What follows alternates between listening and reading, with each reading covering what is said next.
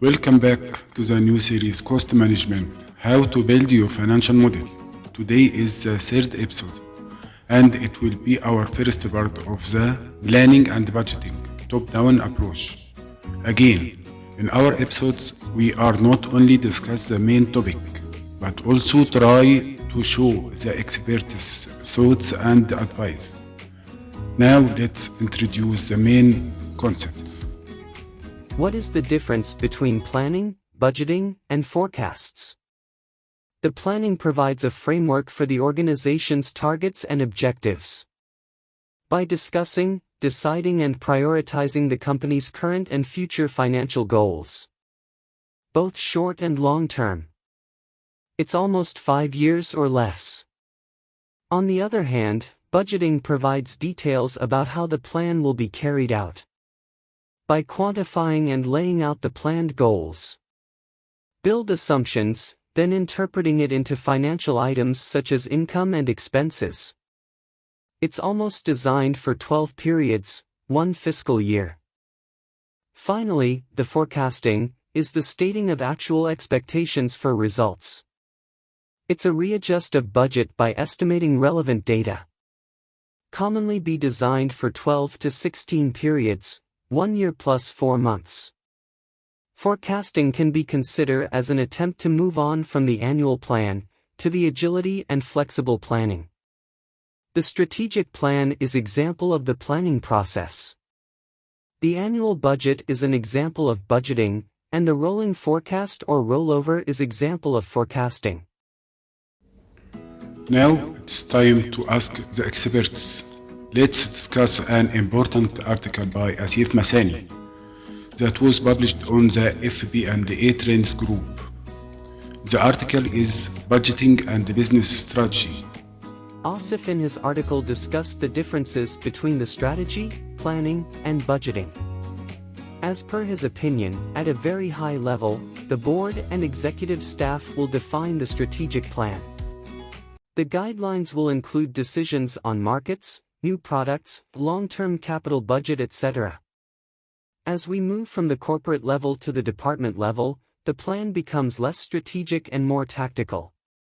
Forecast at the business unit (BU) level is converted into the department budget. Asif also indicated that annual budgeting is a blueprint for how the company is expected to do business in the next financial year. And a forecast is an estimate of what the company will achieve if it keeps performing as it is.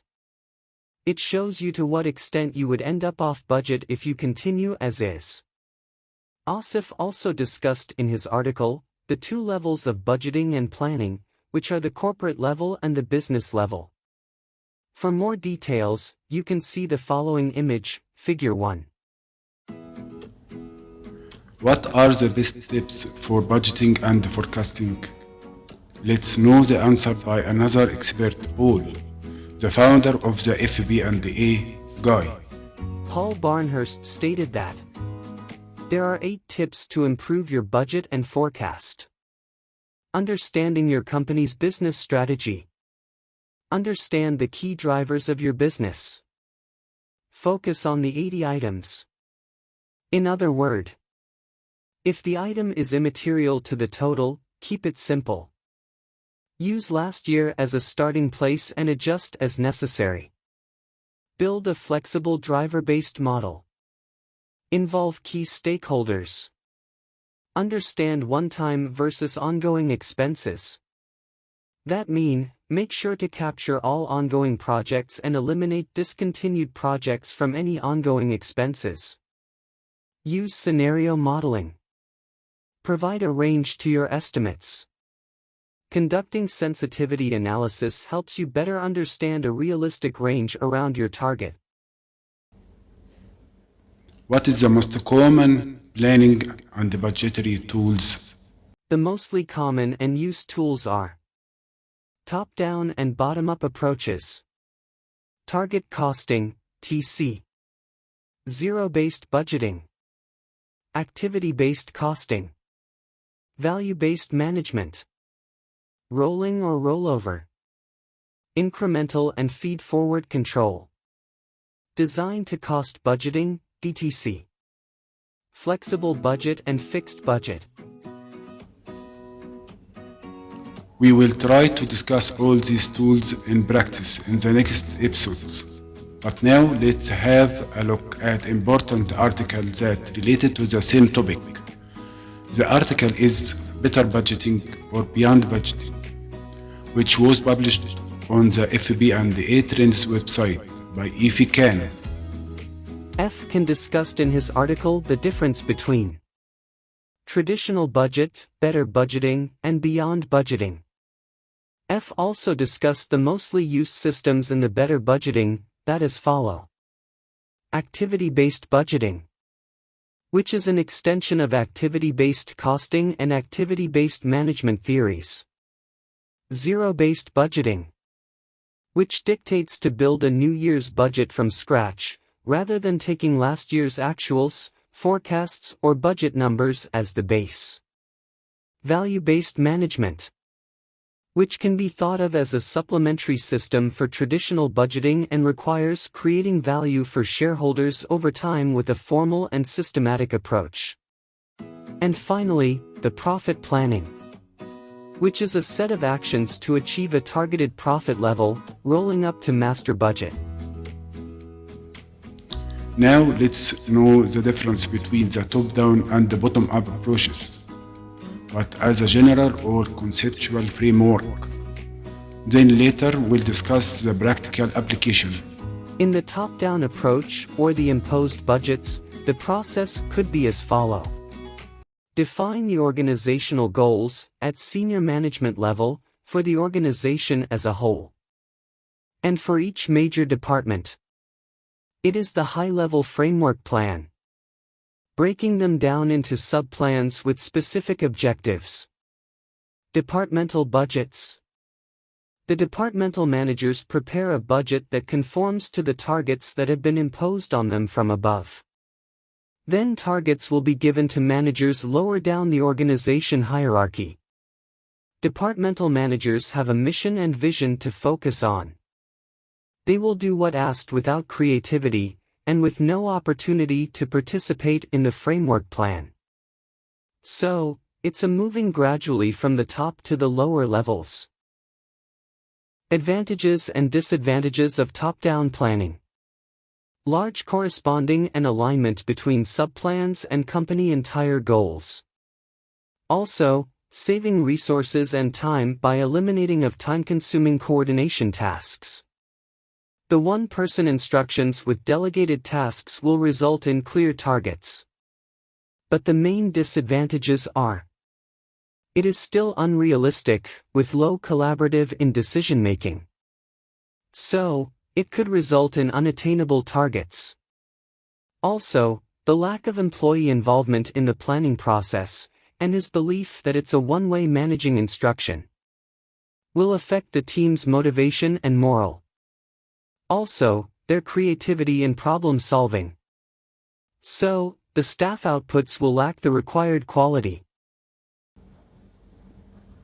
Let's briefly discuss the second concept. In the bottom-up or the participative budgets, start with setting plan of initially narrow goals at the lower levels of the organizational hierarchy.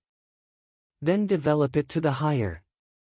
Operation managers will draft a budget for their area of operations. Then submit it to their superior or higher-level managers. Superior will combine the lower-level budgets into a combined budget, departmental budgets. Then submit the departmental budgets to the senior management to combine it into a coordinated budget for the organization as a whole. Integrating it gradually into the organizational goals and strategy, high-level framework. Focusing on the company-specific products/services.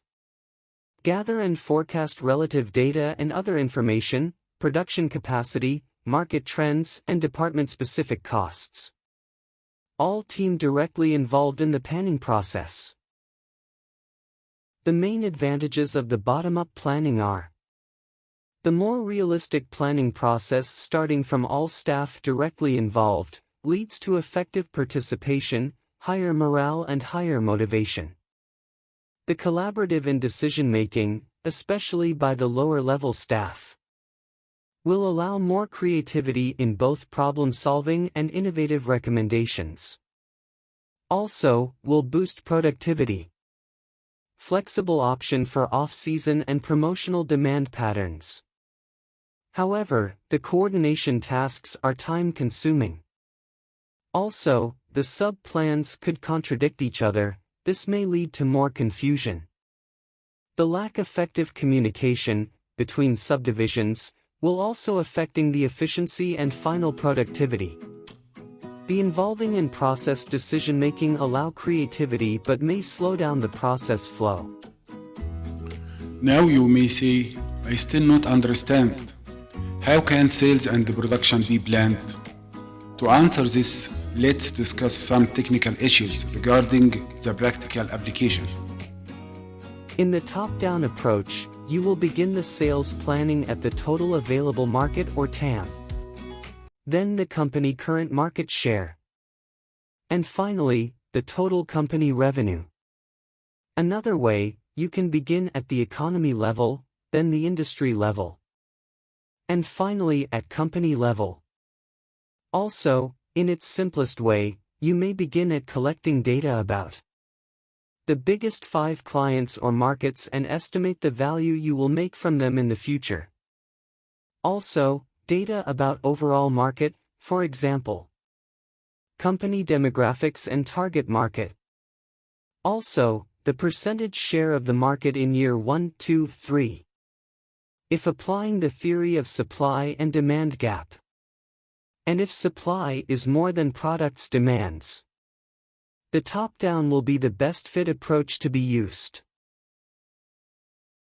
In the bottom-up approach, you will begin planning at the number and volume of sales orders. Then the sales order prices. And finally, the total company revenue.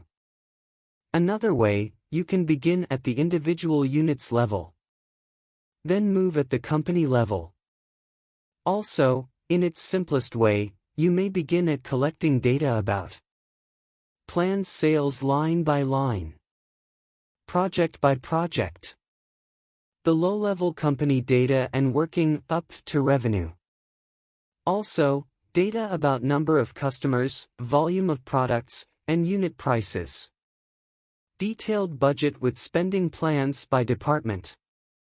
For the theory of supply and demand gap. If demand is more than supply, the bottom-up will be the best approach. You will start planning at the company maximum production capacity, not the total available market or market share.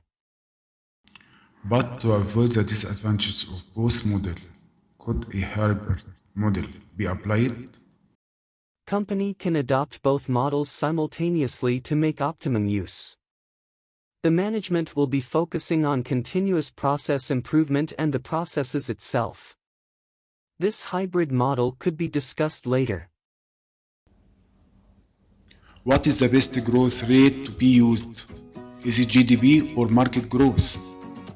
And what about the unplanned slow growth and high inflation, or the stagflation? I will try to discuss this alongside one of the most professional experts in the cost reduction analysis. It's James. But now, until next episode, I recommend that you read this post by James also. It's about every budget line is overspent. In his post, James stated that businesses are struggling to keep up with the cost of inflation. And he added that his clients tell him they have tried every method possible to cut costs. James also answered an important question about, are you worried every budget line you have is overspent? Now, would you like to read further resources about budgeting and FP&A analysis? I recommend that you read the following document, which was posted by Nicholas. It's about Mega Guide FP&A Budgeting Analysis Excel. Also, I recommend that you read this book, Agile Strategy Management in the Digital Age. That was by David Wyrius and James Creelman. Specially to read Chapter 7. Aligning the financial and operational drivers of strategic success. And the 2 sections of Aligning Budgeting with Strategy and Killing the Budget. In the next episode, we'll try to discuss the practical application of the top-down approach and how to begin your planning with the total available market till the total company revenue.